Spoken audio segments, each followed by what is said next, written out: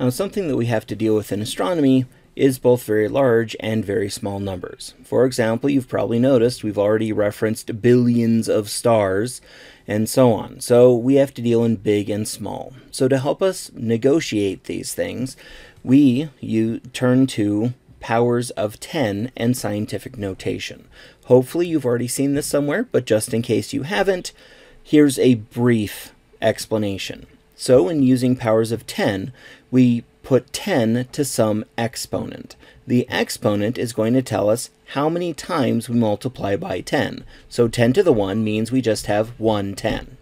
10 to the 2 means that we have 10 times 10, which is 100. 10 to the 9 means that we have 10 times 10, 9 times. And so this is the same as 1 billion. Now, another way of thinking about this, at least the way that I kind of remember doing this, is the exponent up here tells you how many zeros come after the number. So 10 to the 1 tells you it's a 1 and 1 0. 10 to the 2 has 2 zeros. 10 to the 9 has 9 zeros. Now that's for very large numbers. We also have to deal in very, very small numbers. So in this case, we instead use negative exponents. The negative is telling us that we are dividing by 10 instead of multiplying. So 10 to the minus 1 is 1 divided by 10. 10 to the minus 2 is 1 divided by 10 times 10, or 1 divided by 10, and then that divided by 10, which is the same as 1/100th. 10 to the minus 3 is this same idea.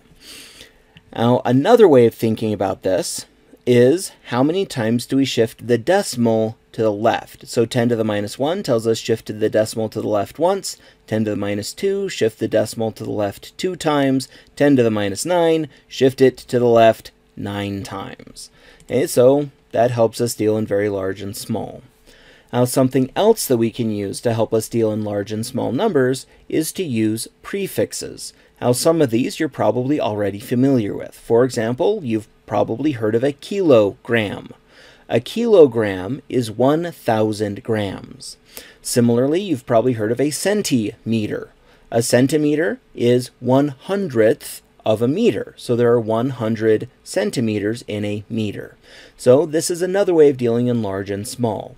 So some of the common prefixes that we might see throughout the course, we have 10 to the minus 9, this is nano.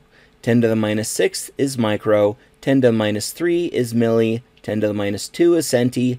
10 to the 3 is kilo. 10 to the 6th is mega. And 10 to the 9th is giga. Now, although we do have exact numbers with each of the prefixes, you don't have to memorize each of these. Instead, I need you to remember scale. So in other words, if you see nano, remember that nano means really, really, really small. Micro means really, really small. Milli is really small and centi is small. Kilo is big, mega is really big, and giga is really, really big. As long as you can kind of keep the order of these things together, then that's going to be good enough for what we need in this class.